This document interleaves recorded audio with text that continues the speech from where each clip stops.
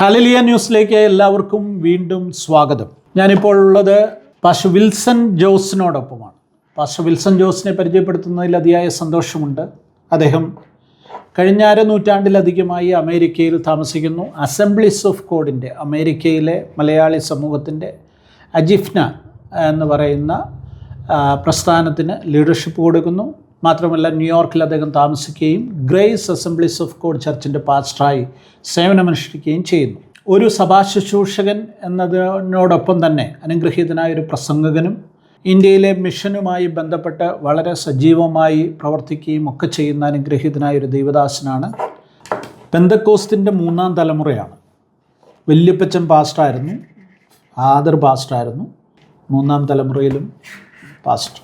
സാധാരണഗതിയിൽ ഒരു പാസ്റ്റർ മകൻ വീണ്ടും പാസ്റ്ററാകുക എന്ന് പറയുന്നത് 80% പേരിലും സംഭവിക്കുന്ന കാര്യമല്ല. 20% മാത്രമേ അങ്ങനെ സംഭവിക്കാറുള്ളൂ.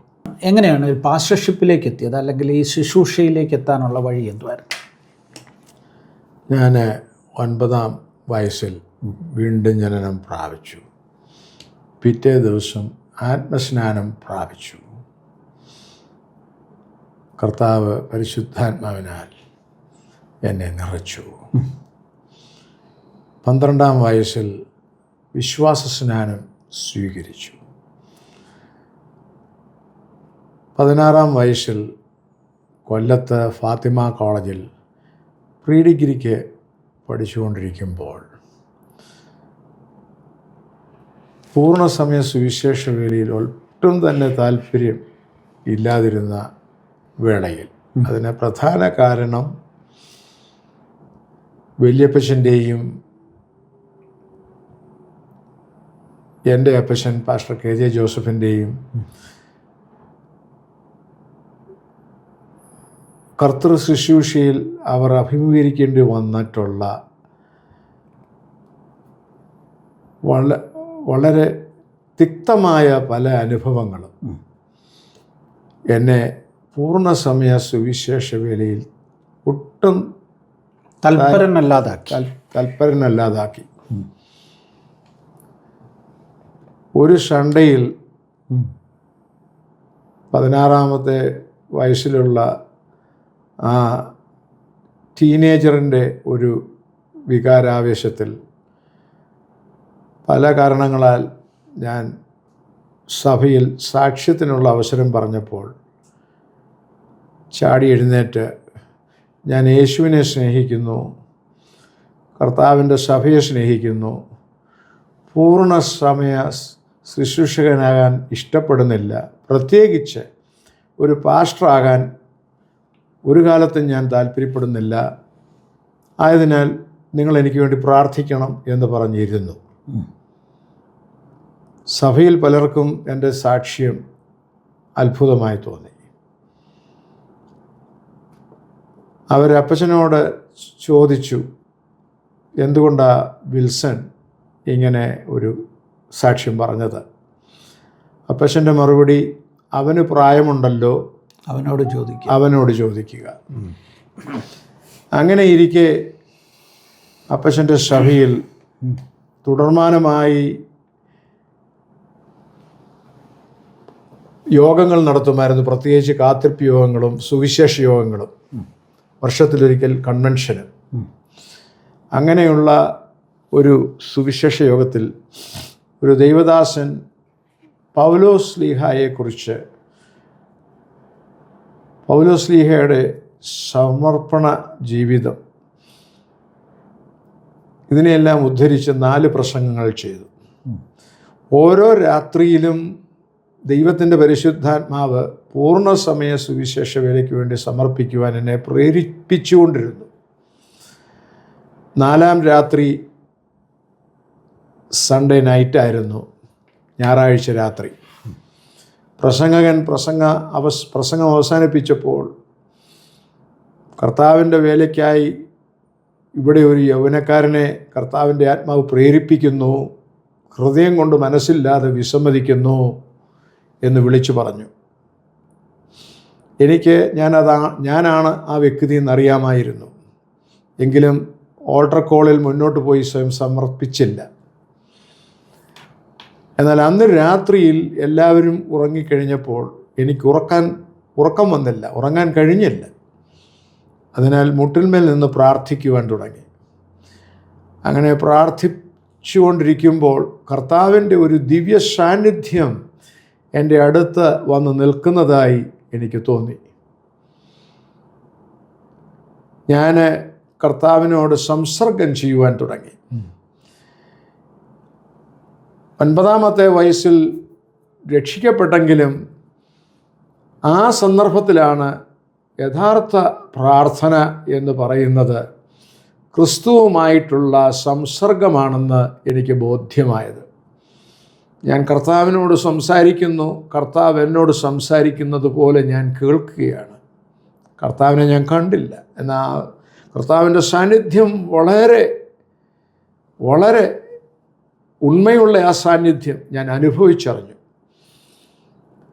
അങ്ങനെ 3 മണിക്കൂറോളം നീണ്ടു നിന്ന ആ പ്രാർത്ഥനയിൽ ഞാൻ കർത്താവിനോട് സമ്മതിച്ചു, എൻ്റെ ജീവിതകാലം മുഴുവൻ, ഇനിയുള്ള കാലം മുഴുവൻ യേശുക്രിസ്തുവിൻ്റെ ദാസനായി ഞാൻ ജീവിക്കുമെന്ന്. അങ്ങനെ ആ സമർപ്പണം പ്രാർത്ഥന അന്ന് രാത്രിയിൽ ചെയ്തു. നേരം വെളുത്തപ്പോൾ ഉണർന്നു. ചില മണിക്കൂറുകളെ അന്ന് ഉറങ്ങിയുള്ളൂ. ഞാൻ കുറ്റബോധമുള്ളവനായിട്ടാണ് ഉണർന്നത്. 9-ാം വയസ്സിൽ രക്ഷിക്കപ്പെട്ടെങ്കിലും 16-ാം വയസ്സിൽ ആ സമർപ്പണം ചെയ്യുന്നത് വരെ യാതൊരു ആത്മഭാരവും എനിക്കില്ലായിരുന്നു. എന്നാൽ ഞാൻ അന്നുണർന്നപ്പോൾ തീവ്രമായ ആത്മഭാരം എന്നെ ഭരിക്കുവാൻ തുടങ്ങി. എൻ്റെ സുഹൃത്തുക്കളോടോ സഹപാഠികളോടോ ക്രിസ്തുവിനെ കുറിച്ചൊരക്ഷരം ഞാൻ ഇതുവരെയും പറഞ്ഞിട്ടില്ലല്ലോ എന്നുള്ള കുറ്റബോധം എന്നെ വളരെ ഭരിച്ചു. ആയതിനാൽ കോളേജിൽ അന്ന് പോയപ്പോൾ കുറച്ച് ട്രാക്റ്റുകൾ കയ്യിലെടുത്തു. ഉച്ചയ്ക്ക് ലഞ്ച് ടൈമിൽ അത് വിതരണം ചെയ്യുവാൻ തുടങ്ങി. ആദ്യമായി സഹപാഠികളോട് യേശുവിനെക്കുറിച്ച് പറയുവാൻ തുടങ്ങി. അന്ന് കൊല്ലത്ത് EUവിൻ്റെ ഒരു നല്ല ഗ്രൂപ്പ് ഉണ്ടായിരുന്നു, ഇവാഞ്ചലിക്കൽ സ്റ്റുഡൻസ് പ്രയർ യൂണിയൻ. അതിൽ സജീവമായി പ്രവർത്തിക്കുവാൻ തുടങ്ങി. ആ പ്രവർത്തകരെല്ലാം എൻ്റെ സുഹൃത്തുക്കളായി മാറി. സമർപ്പണ പ്രാർത്ഥനയ്ക്ക് ശേഷം ഞങ്ങളുടെ അപ്പച്ചൻ്റെ സഭയിൽ ചെറുപ്പക്കാരുടെ ഒരു സമൂഹം ഉണ്ടായിരുന്നു. അപ്പച്ചൻ്റെ ശുശ്രൂഷയിൽ മുന്നോട്ട് വന്നവരാണ് മിക്കവരും. എല്ലാ സൺഡേയിലും ആരാധന കഴിഞ്ഞ് 4 മണിയാകുമ്പോൾ എല്ലാവരും ഫെയ്ത്ത് ഹോമിൽ വരും. അപ്പച്ചനും സഹോദരന്മാരും ഒരുമിച്ച് ഒരു 5-6 മൈൽ ചുറ്റളവിലുള്ള ഏതെങ്കിലും ഒരു പരസ്യസ്ഥലം അപ്പച്ചൻ തിരഞ്ഞെടുക്കും. അവിടെ ഞങ്ങളെല്ലാവരും കൂടെ പോകും. ഞാനും പോകുമായിരുന്നു, പിന്നിൽ നിൽക്കുമായിരുന്നു. എന്നാൽ അന്ന് ശനിയാഴ്ച രാത്രിയിൽ അപ്പച്ചൻ്റെ അടുത്ത് ചെന്ന് ഞാൻ ആവശ്യപ്പെട്ടു, നാളത്തെ പരസ്യയുഗത്തിൽ ഒരു സാക്ഷ്യം പറയാനുള്ള അവസരം എനിക്ക് നൽകണമെന്ന്. അപ്പച്ചന് വളരെ സന്തോഷമായി. എൻ്റെ അപ്പച്ചനും അമ്മച്ചിയും ഞാനൊരു സുവിശേഷ വേലക്കാരനായി തീരണമെന്ന് ആഗ്രഹിച്ചിരുന്നു. അവരതിനായി പ്രാർത്ഥിച്ചിരുന്നു. പക്ഷേ എനിക്കതറിയത്തില്ലായിരുന്നു. അങ്ങനെ പരസ്യസ്ഥലത്ത് പിറ്റേ ഞായറാഴ്ച ചെന്നു. 4-5 പേരുടെ സാക്ഷ്യത്തിന് ശേഷം അപ്പച്ചൻ എന്നെ ശ്രോതാക്കൾക്ക് പരിചയപ്പെടുത്തി. ഞാൻ മുന്നോട്ട് മാറി നിന്ന് അവരെ അഭിസംബോധന ചെയ്ത് എൻ്റെ സാക്ഷ്യമായി കൂടി വന്നാൽ 10-15 മിനിറ്റ് പറയുവാൻ ചിന്തിച്ചാണ് അവിടെ മുന്നോട്ട് കയറി നിന്നത്. ഒരു 700 ചില്ലുവാനും 700-നും 800-നും ഇടയ്ക്കുള്ള വലിയ ജനനിബിഡമായൊരു പരസ്യസ്ഥലമായിരുന്നു. പല ജംഗ്ഷൻ കൂടുന്ന ഒരു ജംഗ്ഷനായിരുന്നത്. ധാരാളം ആൾക്കാർ ശ്രദ്ധിക്കുന്നുണ്ടായിരുന്നു, പാട്ടുമൊക്കെ. അങ്ങനെ ഒരു രത്നച്ചുരുക്കത്തിൽ എൻ്റെ സാക്ഷ്യം പറയാൻ നിന്ന വ്യക്തിയായ ഞാൻ അന്ന് ആ പ്രഥമ പരസ്യയോഗ പ്രസംഗം 45 മിനിറ്റ്. എനിക്കന്നൊരു റിസ്റ്റ് വാച്ച് ഇല്ലായിരുന്നു. എത്ര സമയം പ്രസംഗിച്ചു എന്നുള്ളത് എനിക്കറിയത്തില്ലായിരുന്നു. എന്നാൽ ഭവനത്തിൽ തിരിച്ചു വന്നപ്പോൾ അതിനുശേഷം അപ്പച്ചൻ 1.5 മണിക്കൂർ പ്രസംഗിച്ചു. ഭവനത്തിൽ തിരിച്ചു വന്ന് അത്താഴം കഴിച്ചപ്പോൾ അപ്പച്ചന് റിസ്റ്റ് വാച്ച് ഉള്ളതിനാൽ എന്നോട് ചോദിച്ചു, കഴിച്ചുകൊണ്ടിരിക്കുമ്പോൾ, അന്ന് ഞങ്ങളെല്ലാവരും കൂടെ ഒരുമിച്ചാണ് കഴിക്കുന്നത്, ഭക്ഷണം കഴിക്കുന്നത്, മേശയ്ക്ക് ചുറ്റും വരുന്നു. മോൻ ഇന്ന് എത്ര നേരം സംസാരിച്ചു, പ്രസംഗിച്ചു എന്നറിയാമോ എന്ന് ചോദിച്ചു. ഞാൻ പറഞ്ഞു, എനിക്കറിയത്തില്ല. അപ്പച്ചൻ പറഞ്ഞു, 45 മിനിറ്റ് പ്രസംഗിച്ചു. നല്ല പ്രസംഗമായിരുന്നു, എല്ലാവരും ശ്രദ്ധിക്കുന്നുണ്ടായിരുന്നു. അപ്പച്ചൻ്റെ ആ വാക്കുകൾ തുടർന്ന് പ്രസംഗിക്കുവാൻ എനിക്ക് വലിയ ധൈര്യവും പ്രചോദനവും നൽകി.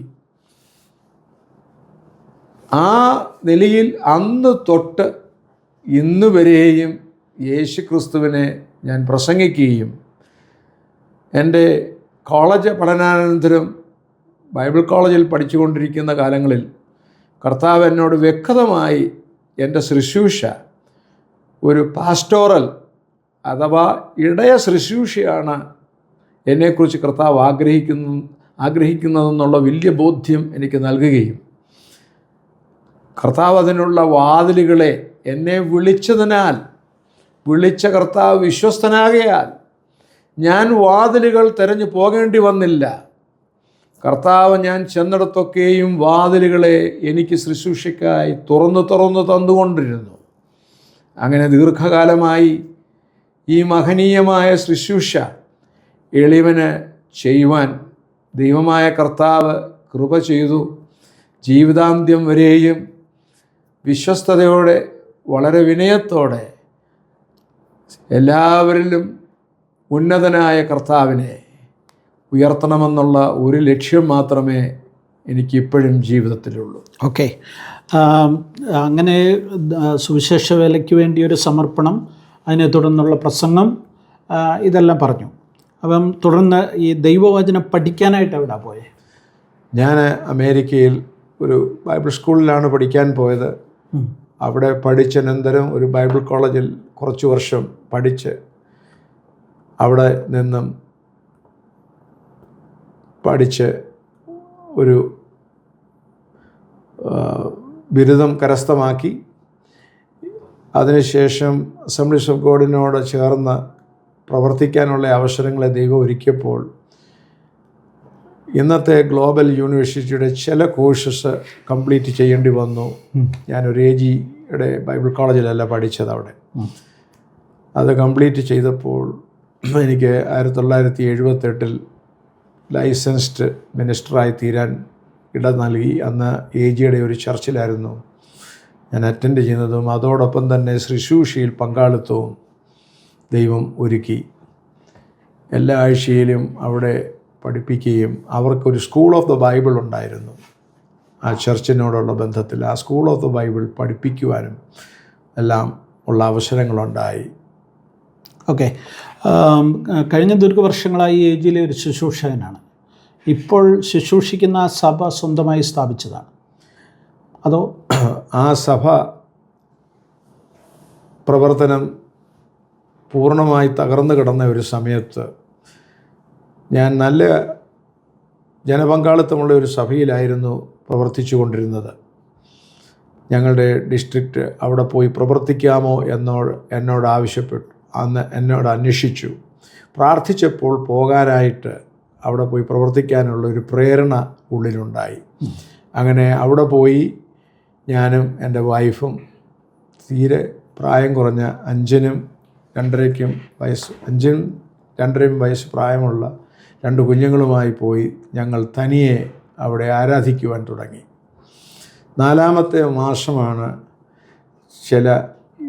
അവിടുത്തുകാരായ ചിലർ ആരാധനയ്ക്ക് വരാൻ ഒരു സൺഡേയിൽ വന്നത്.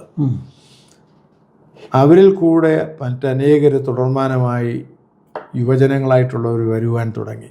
അങ്ങനെയാണ് ഇപ്പം ഞാൻ ശുശ്രൂഷിക്കുന്ന സഭാപ്രവർത്തനത്തിൽ ഏർപ്പെടുവാൻ 1982 നവംബർ മാസം ഇടയായത്. ഓക്കെ, അങ്ങനെ ആ സഭയിൽ തന്നെയാണ് ഇപ്പോഴും കണ്ടിന്യൂ ചെയ്യുന്നത്, പ്രവർത്തിക്കുന്നത്. അവിടെ പുതിയ ബിൽഡിങ്, സഭാ ആരാധനാലയം പുതുതായിട്ട് പണിതു. അതിൻ്റെ പണികൾ കംപ്ലീറ്റ് ആയി. അതെ, ഞാൻ പ്രവർത്തനം തുടങ്ങിയപ്പോൾ ഇന്ന് ഇരിക്കുന്ന സ്ഥലത്തിൽ നിന്നും 6 മൈൽ വടക്കോട്ട് പോർട്ട് വാഷിങ്ടൺ എന്നൊരു ടൗണിലായിരുന്നു സഭാ കൂടിവരവ്. 2005 സഭാ കൂടിവരവ് ലോങ് ഐലൻഡ് ആ ഏരിയയുടെ മധ്യഭാഗത്തേക്ക് മാറ്റി സ്ഥാപിക്കണമെന്ന് ദൈവാത്മാവിലൊരു വലിയ പ്രേരണയുണ്ടായി.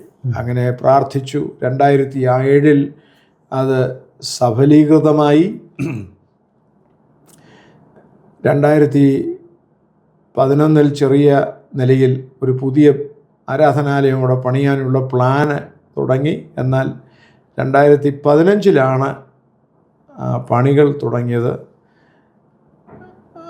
2023 അവസാനമായപ്പോൾ അതിൻ്റെ പണികൾ പൂർത്തീകരിക്കാൻ ദൈവമായ കർത്താവ് സഹായിച്ചു. 2 കോൺട്രാക്ടേഴ്സിൻ്റെ ബുദ്ധിമുട്ടുകൾ ഉണ്ടായതിനാൽ പണി താമസിച്ചു. എന്നാൽ പൂർത്തീകരിക്കാൻ ദൈവം കൃപ ചെയ്തു. ഇപ്പോൾ ഗ്രേസ് ക്രിസ്ത്യൻ ചർച്ച് എന്നാണ് അതിൻ്റെ പേര്.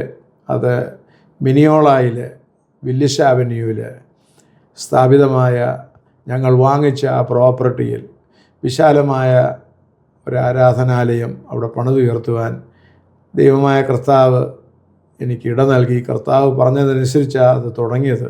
അതുകൊണ്ട് അത് പൂർത്തീകരിക്കാൻ ദൈവം സഹായിച്ചു.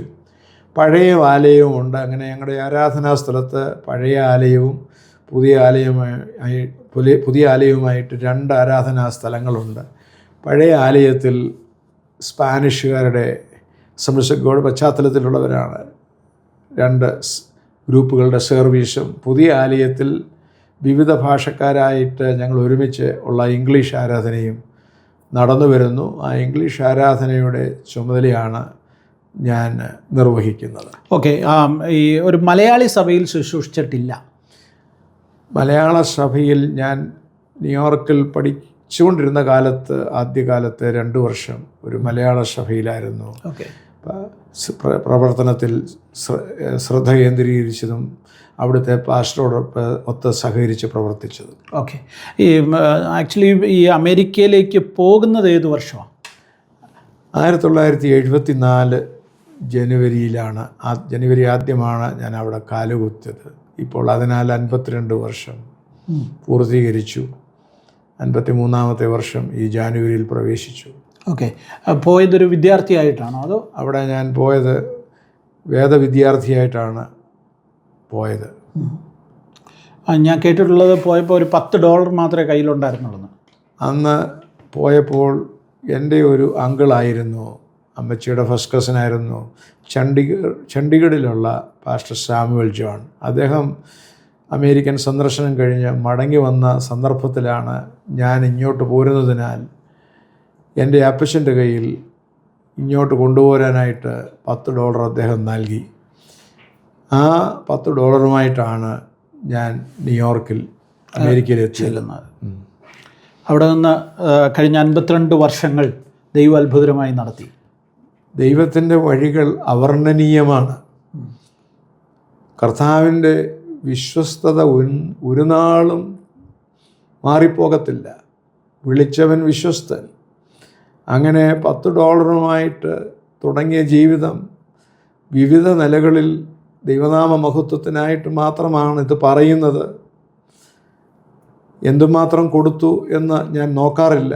എന്നാൽ പല നിലകളിൽ AGയോടുള്ള ബന്ധത്തിൽ മാത്രമല്ല, AGയുടെ പ്രവർത്തനങ്ങൾക്ക് ഈ രാജ്യത്തും മറ്റു രാജ്യങ്ങൾക്കും ഞങ്ങളുടെ സഭയിൽ കൂടെയും വ്യക്തിപരമായി ഉള്ള നിലയിലും ഞങ്ങളുടെ കുടുംബത്തിൽ കൂടെയും അനേക സ്ഥലങ്ങളിലുള്ള പ്രവർത്തനങ്ങളെയാണ് ആ കാലം തൊട്ട് സഹായിച്ചുകൊണ്ടിരിക്കുന്നത്. അത് കൊടുക്കുന്തോറും കൂടുതൽ കൊടുക്കാനുള്ള ശേഷിയും മനസ്സുള്ളതുകൊണ്ട് കൊടുക്കാനുള്ള ശേഷിയും കർത്താവ് തന്നുകൊണ്ടിരിക്കുന്നു. എല്ലാ മഹത്വവും രക്ഷകന്. ഓക്കെ, അപ്പച്ചൻ ഇപ്പോഴും ജീവിച്ചിരിപ്പുണ്ട്? ഉണ്ട്. എത്ര വയസ്സുണ്ട്? 90. അപ്പച്ചൻ്റെ പരദേശ പ്രയാണത്തിൽ പാസ്റ്റർ KJ ജോസഫ് ഇപ്പോൾ എൻ്റെ അപ്പച്ചൻ, ഞങ്ങളുടെ അപ്പച്ചൻ 97ാമത്തെ വയസ്സിൽ ജീവിക്കുന്നു. 97ാമത്തെ വയസ്സിലും വളരെ സജീവമായി എന്ന് വെച്ചാൽ ഓർമ്മയും ഒക്കെ ഉണ്ട് അദ്ദേഹത്തിന്. കഴിഞ്ഞ വർഷം ഞാൻ അവിടെ വന്നപ്പോൾ കാണുകയും സംസാരിക്കുകയും ഒക്കെ ചെയ്തിരുന്നു.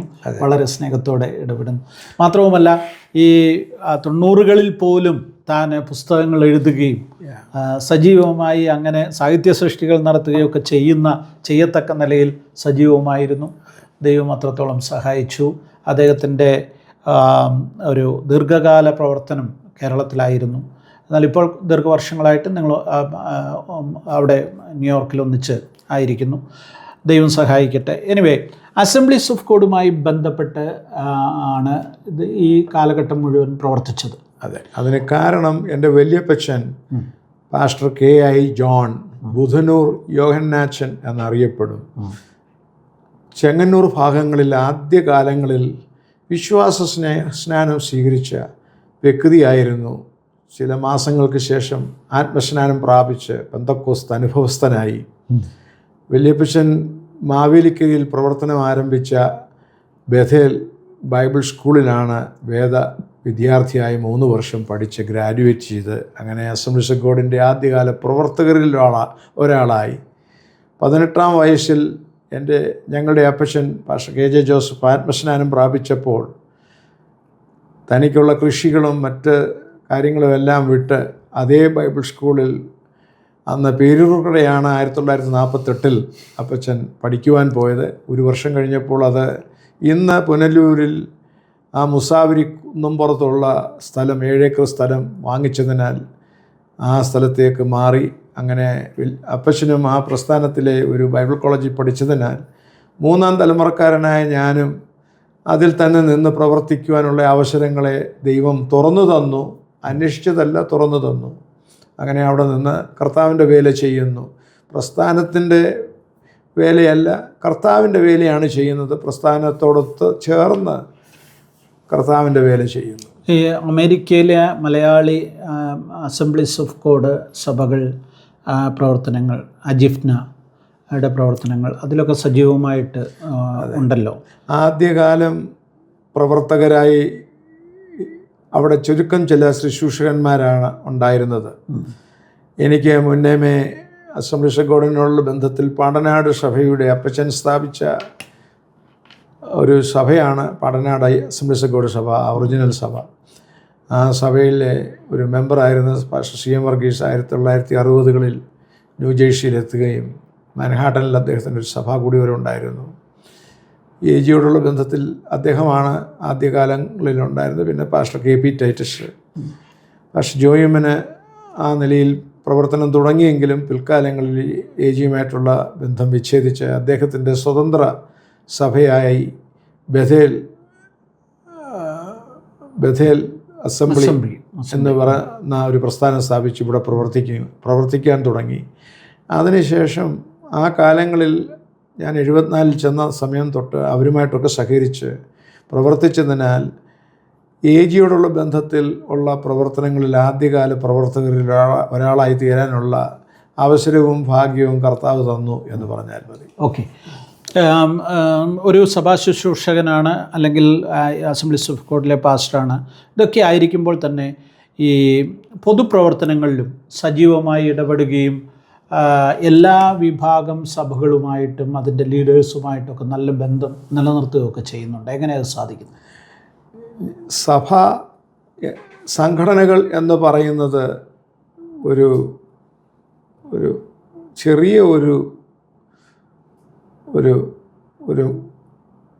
ഒരു മതിലായിട്ടാണ് ഞാൻ ചിന്തിക്കുന്നത്. ചെറിയൊരു വരമ്പ്. നമ്മുടെ നാട്ടിൽ പാടത്ത് വരമ്പുകൾ മുറിച്ച് അടുത്ത വയലിലേക്ക് വെള്ളം ഒഴിച്ചു വിടുന്നത് പോലെ പെന്തക്കോസ്ത് സമൂഹങ്ങളെല്ലാം ഒരേ ഉപദേശം, അടിസ്ഥാന വേദോപദേശങ്ങളൊന്ന്,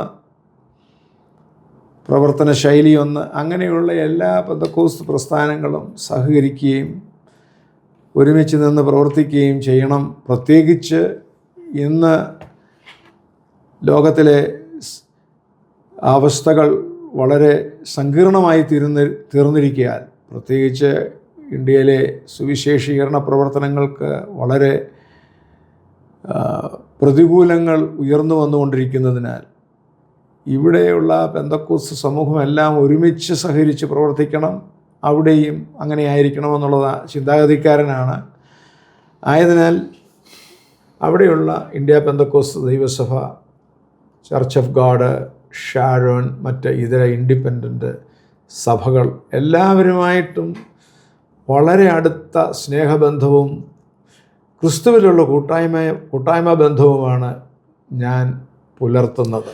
ഈവൻ എപ്പിസ്കോപ്പൽ സഭകളുടെ ലീഡേഴ്സും ഒക്കെ ആയിട്ടും ബിഷപ്സും ഒക്കെ ആയിട്ടും ഒക്കെ സൗഹൃദങ്ങൾ നിലനിർത്തുന്ന ഒരു രീതി കൂടെ ഉണ്ടല്ലോ. ഉണ്ട്, തീർച്ചയായിട്ടും. അവിടുത്തെ ഓർത്തഡോക്സ്, മാർത്തോമ, അതുപോലെ തന്നെ CSIയിൽപ്പെട്ട വൈദികർ ഒക്കെ, ഈവൻ കത്തോലിക്കാരായിട്ടുള്ള വൈദികരും അവരുടെ അധ്യക്ഷന്മാരും ഒക്കെ പലരും സ്നേഹിതരാണ്. അതിനൊരു മുഖാന്തരമായി തീർന്നത് ഇന്ത്യയിലെ മതതീവ്രവാദികൾ ഇവിടുത്തെ പ്രവർത്തനങ്ങൾക്കെതിരായിട്ടുള്ള പ്രവർത്തന ശൈലികൾ അവർ തുടങ്ങിയതിനാൽ എല്ലാ ക്രൈസ്തവ സമൂഹവും ഒരുമിച്ച് നിന്ന് പൊതുകാര്യങ്ങൾക്ക് സഹകരിച്ച് പരസ്പരം സംരക്ഷിക്കുകയും സഹായിക്കുകയും ചെയ്യണം എന്നുള്ള അഭിപ്രായക്കാരനാണ്. നമുക്ക് പൊതുവായിട്ട് പ്രതിയോഗികളുള്ളതിനാൽ ക്രിസ്ത്യാനികളായ നാം എല്ലാവരും എല്ലാ രാജ്യത്തും പൊതുവായ നിലയിൽ ഒരുമിച്ച് സഹകരിച്ച് പ്രവർത്തിച്ച് പരസ്പരം ശക്തരാകണം എന്നുള്ള അഭിപ്രായക്കാരനാണ്. പരസ്പരം സഹായിച്ച് ശക്തരാകണമെന്നുള്ള അഭിപ്രായക്കാരനാണ് ഞാൻ. അവരുമായിട്ടൊക്കെ ആത്മീയമായ നിലയിലും സഹകരിക്കുന്നതിൽ ഒരുവിധമായിട്ടുള്ള പ്രയാസങ്ങളും ഞാൻ കാണുന്നില്ല. ഈ 50 വർഷമായിട്ട് അല്ലെ 52 വർഷമായിട്ട് അമേരിക്കയിൽ താമസിക്കുന്നു എങ്കിലും ഈ കേരളത്തിലെ രാഷ്ട്രീയ കാര്യങ്ങളും ഇതെല്ലാം നിരീക്ഷിക്കുകയും അറിയുകയും ഒക്കെ ചെയ്യുന്ന ഒരാളാണ്. അതെ, അതൊക്കെ വാർത്തകൾ കാണുകയും അനലൈസ് ചെയ്യുകയും ഒക്കെ സാധാരണ സംസാരങ്ങളിൽ വളരെ സജീവമായിട്ട് ഈ കാര്യങ്ങളെല്ലാം പറയുകയും ചെയ്യുന്ന ആളാണ്. എത്രത്തോളം ഈ കേരളത്തിലെ കാര്യങ്ങളെക്കുറിച്ച് അവെയറാണ്, അതിനെക്കുറിച്ചുള്ള അഭിപ്രായങ്ങൾ എന്തൊക്കെയാണ്? കേരളത്തിലെ ക്രൈസ്തവ സമൂഹം പ്രതിസന്ധികളിൽ കൂടെയാണ് പോകുന്നത്. ഇനിയും കൂടുതൽ പ്രതിസന്ധികൾ പല മേഖലകളിൽ നിന്നും വരുവാനുള്ള സാധ്യതകളുണ്ട്. ഞാൻ കൊല്ലത്ത് പഠിക്കുമ്പോൾ എക്കണോമിക്സ് ആയിരുന്നു എൻ്റെ മേജർ. വേൾഡ് ഹിസ്റ്ററിയും പൊളിറ്റിക്കൽ സയൻസുമായിരുന്നു സബ്സിഡിയറി സബ്ജക്ട്സ്. ഹിസ്റ്ററിയോട് എനിക്ക് വലിയ താല്പര്യമാണ്. വാർത്തകളോട്, ലോകത്തിൽ എന്ത് സംഭവിക്കുന്നു എന്നുള്ളത് അറിയുവാൻ വലിയ ജിജ്ഞാസയാണ്. പത്രമാധ്യമങ്ങളെല്ലാം ഞാൻ ശ്രദ്ധിക്കും. ഞാൻ വിദേശത്ത് താമസിക്കുന്നെങ്കിലും ഇവിടുത്തെ സകലവിധമായ രാഷ്ട്രീയ പ്രതിഭാസങ്ങളും ഞാൻ സസൂക്ഷ്മം ശ്രദ്ധിക്കുന്ന ഒരു വ്യക്തിയാണ്. അമേരിക്കയിലെയും മറ്റ് രാജ്യങ്ങളിലെയും ഒരുപോലെ തന്നെ. ഇവിടുത്തെ പ്രതിസന്ധികൾക്ക് പ്രധാന കാരണം നമ്മൾ തന്നെ ഉണ്ടാക്കുന്ന പ്രശ്നങ്ങളാണ്. പ്രത്യേകിച്ച് നമ്മളുടെ സഭകളിലുള്ള ആഭ്യന്തര പ്രശ്നങ്ങൾ അതിൻ്റേതായിട്ടുള്ള പ്രതിസന്ധികൾ സൃഷ്ടിക്കുന്നു. ചില സഭകളിലുള്ള രണ്ട് ചേരികൾ തിരിഞ്ഞുള്ള ഏത് സഭാ പ്രസ്ഥാനത്തിൻ്റെ പേരുകൾ പറയാതെ തന്നെ നിങ്ങൾക്ക് മനസ്സിലാകും, ശ്രോതാക്കൾക്ക് മനസ്സിലാകും ഞാൻ എന്താ ഉദ്ദേശിക്കുന്നത്. ഒരു വിശ്വാസ പ്രമാണമുള്ളവർ തന്നെ രണ്ട് ചേരികളായി നിന്ന് വസ്തുവകകൾ സ്വന്തമാക്കാനുള്ള ഒരേ ഒരു കാരണം മാത്രമാണ് അതിന് കാരണം. അതിനുമേൽ രണ്ട് ചേരികളിൽ നിന്ന് ക്രിസ്തീയമല്ലാത്ത കാര്യങ്ങളൊക്കെയാണ് പൊതുവിൽ കാണിക്കുന്നത്. അതെല്ലാം ക്രിസ്തീയ സാക്ഷ്യത്തിന് വളരെ ദ്രോഹമാണ് ചെയ്യുന്നത്. ആയതിനാൽ കേരളത്തിലെ നമ്മളുടെ ഈ പ്രവർത്തന മേഖലകളിൽ വന്നിട്ടുള്ള വൈകല്യങ്ങളാൽ പ്രതികൂലങ്ങൾ ഈ കേരളത്തിലും കൊച്ചു കേരളത്തിലും വരുവാനുള്ള സാധ്യതകൾ ഏറിക്കൊണ്ടിരിക്കുകയാണ്. കേരളീയരായിട്ടുള്ള യൗവനക്കാരായ അനേകർ വിദേശങ്ങളിലേക്ക് പോകുന്നതിനാൽ ക്രൈസ്തവരുടെ സംഖ്യ കുറഞ്ഞുകൊണ്ടിരിക്കുകയാണ്. ഞാൻ വളർന്നു വന്ന കാലത്ത് 27-നും 28-നും ഇടയ്ക്ക് ശതമാനം അംഗസംഖ്യയുള്ള കേരളത്തിലെ ജനസംഖ്യയിൽ അംഗസംഖ്യയുള്ള ക്രൈസ്തവ സമൂഹം ഇന്ന് കേവലം 17%-നും 18%-നും ഇടയിലായി ചുരുങ്ങിയ ഒരു കാലയളവാണ്. വർദ്ധിക്കുന്ന ജനസംഖ്യ ഏതാണെന്ന് ഞാൻ പറയാതെ ശ്രോതാക്കൾക്കറിയാം. ആ ജനസംഖ്യ വർദ്ധിക്കും തോറും പ്രതികൂലങ്ങൾ ഏറും. ഇവിടുത്തെ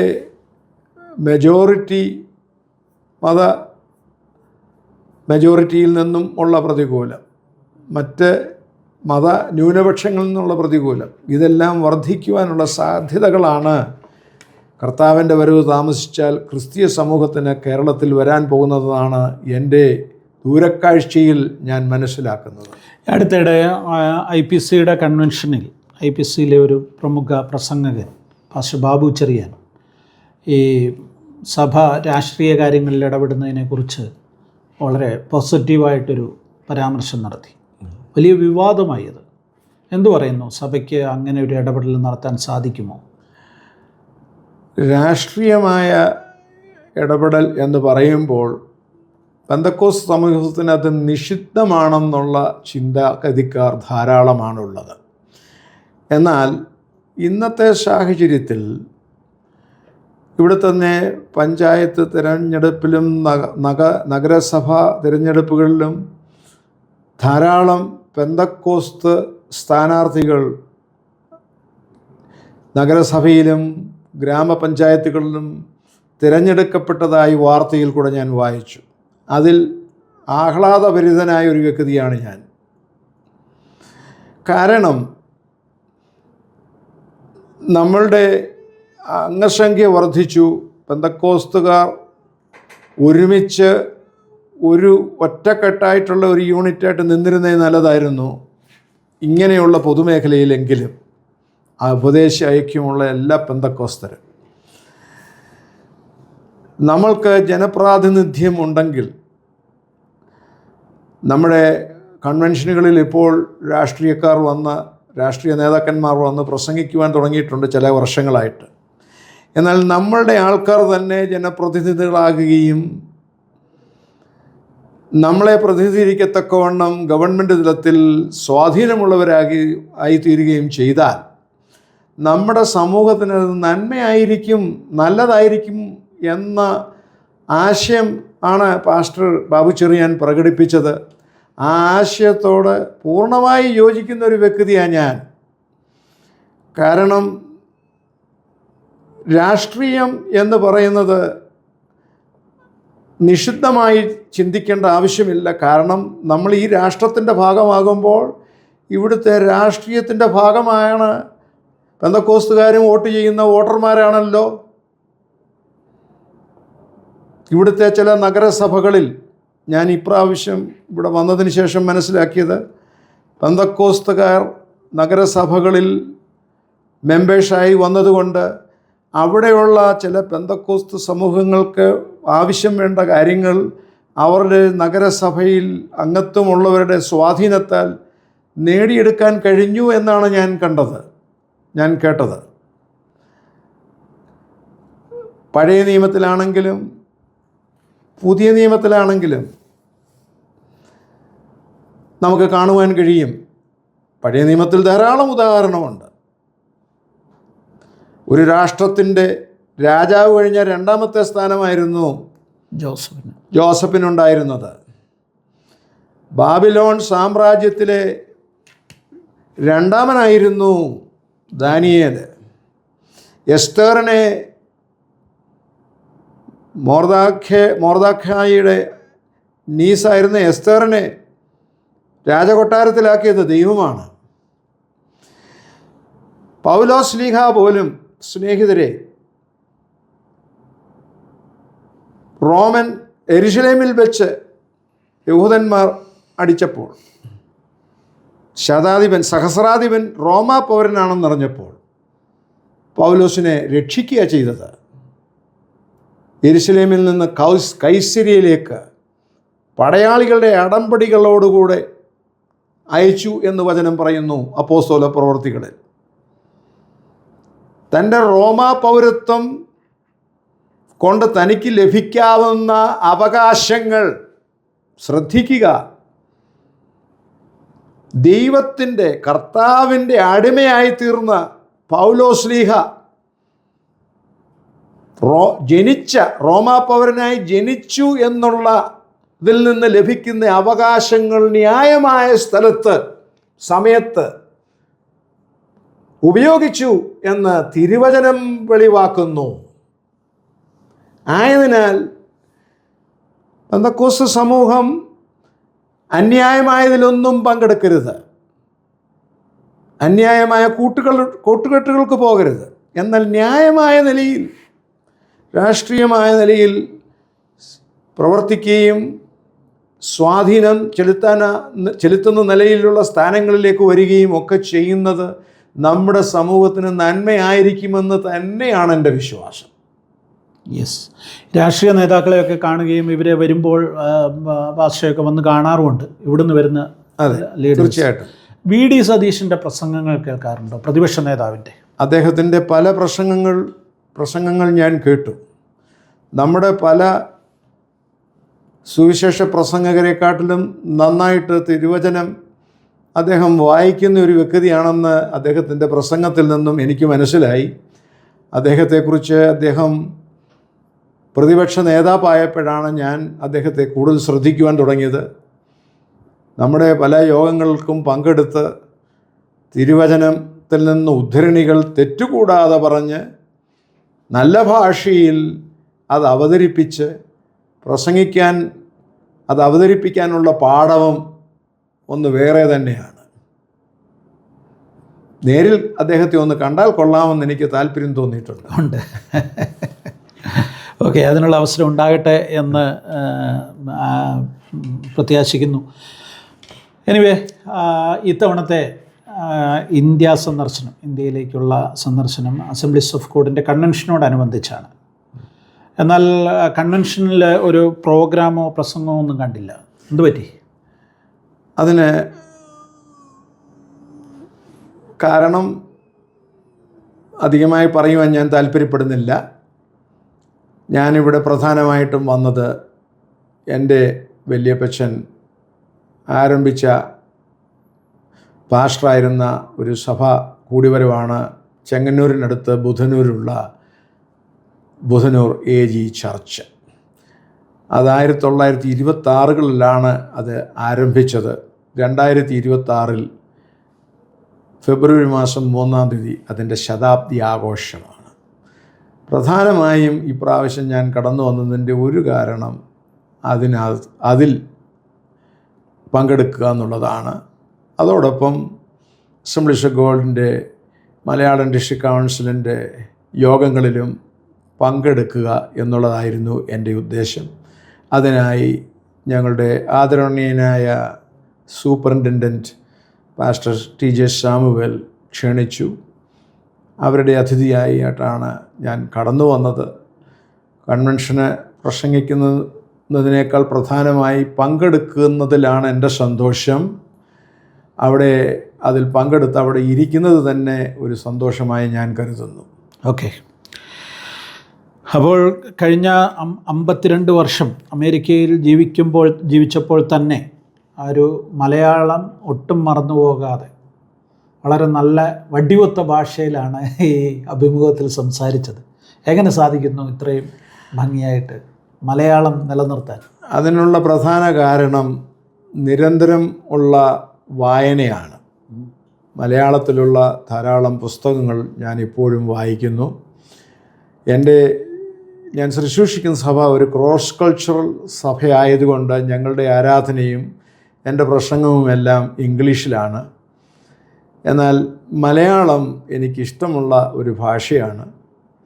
ഞാൻ കോളേജിൽ പഠിക്കുമ്പോൾ മലയാളമായിരുന്നു എൻ്റെ സെക്കൻഡ് ലാംഗ്വേജ്. മനഃപൂർവ്വം അത് തിരഞ്ഞെടുത്തത്. ഞാൻ 8 മുതൽ 10 വരെയുള്ള ക്ലാസ്സുകളിൽ ഹൈസ്കൂളിൽ പഠിക്കുമ്പോൾ മലയാളത്തിലെ വളരെ ഈടുറ്റ മിക്കവാറും എല്ലാ ഗ്രന്ഥങ്ങളും ഞാൻ വായിച്ചു ഹൈസ്കൂൾ കാലയളവിൽ. മലയാളത്തിലെ ആദ്യത്തെ നോവലായ ഇന്ദുലേഖ, ഒ ചന്തുമേനൻ്റെ ഇന്ദുലേഖ വായിച്ചു. CV രാമൻ പിള്ളയുടെ മാർത്താണ്ഡവർമ്മ വായിച്ചു. ആ ഹൈസ്കൂൾ കാലയളവിൽ തന്നെ മലയാളത്തിലുള്ള രാമായണവും മഹാഭാഗവതവും ഗീതയും വായിച്ചു. ഉപനിഷത്തുകൾ പലത് വായിച്ചു. അങ്ങനെ മലയാള സാഹിത്യത്തിലുള്ള നല്ല നല്ല പുസ്തകങ്ങൾ ഞാൻ വായിച്ചു. അതിൽ ചില നോവലുകളും വായിച്ചിട്ടുണ്ട്. എന്നാൽ കാവ്യങ്ങൾ വായിക്കുന്നത് എനിക്ക് ഇഷ്ടമായിരുന്നതിനാൽ കുമാരനാശിൻ്റെയും വള്ളത്തോളിൻ്റെയും ഉള്ളൂരിൻ്റെയും ഒക്കെ കവിതകൾ വായിക്കുമായിരുന്നു. ചങ്ങമ്പുഴയുടെ കവിതകൾ വായിക്കുമായിരുന്നു. എൻ്റെ അപ്പച്ചൻ വായനയിൽ എന്നെ പ്രോത്സാഹിപ്പിച്ചു. മാരാമണ്ണ് കൺവെൻഷന് പോയപ്പോൾ അപ്പച്ചൻ CV സൈമൺ സാറിന്റെ വേദവിഹാരം വാങ്ങിക്കൊണ്ട് തന്നു. അദ്ദേഹം അപ്പച്ചൻ എന്നോട്, മോനെ മനസ്സിരുത്തി ഈ വേദവിഹാരം 3 പ്രാവശ്യം വായിച്ചാൽ നല്ല ഭാഷ സ്വാധീനം മലയാളത്തിൽ ലഭിക്കും എന്ന് ഉപദേശിച്ചു. ഞാൻ ആ ഉപദേശം ശിരസ വഹിച്ച് ഒരു അവധിക്കാലത്ത് അർത്ഥപുഷ്ടമായ, എന്നാൽ സംസ്കൃതം അല്പം ഉള്ളതിനാൽ എല്ലാ അർത്ഥങ്ങളും മനസ്സിലാക്കിയിട്ടില്ലെങ്കിലും ഞാൻ ആ പുസ്തകം വേദവിഹാരം 3 പ്രാവശ്യം വായിച്ചു. ആയതിനാൽ ശുദ്ധമായ മലയാള ഭാഷയിൽ സംസാരിക്കാനുള്ള കഴിവ് ദൈവം തന്നു. എന്നാൽ പ്രസംഗത്തിൽ ഇംഗ്ലീഷിലാണ് എനിക്ക് കുറച്ചുകൂടെ സ്വാധീനം. ഇപ്പോഴ് മലയാളത്തിലും പ്രശ്നമില്ല. ഓക്കെ, എനിവേ, ഒന്നിച്ച് സംസാരിക്കുവാനും ആശയങ്ങൾ പങ്കുവെക്കുവാനും ലഭിച്ച അവസരത്തെ ഓർത്ത് ദൈവത്തെ സ്തുതിക്കുന്നു.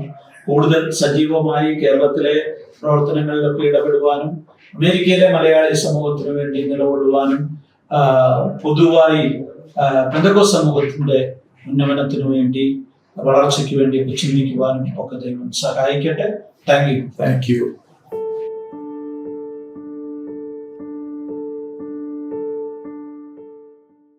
നിങ്ങളുടെ മക്കൾക്ക് വിവാഹപ്രായമായോ?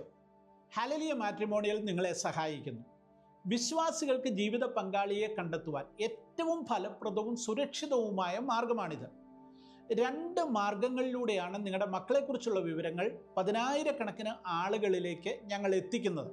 ഒന്ന്, ഹല്ലേലൂയ ഓൺലൈൻ. നിരന്തരം ക്രിസ്തീയ വാർത്തകൾ 100-കണക്കിന് വാട്സപ്പ് ഗ്രൂപ്പുകൾ വഴി 10,000-കണക്കിന് വായനക്കാരിലേക്ക് എത്തുന്നു.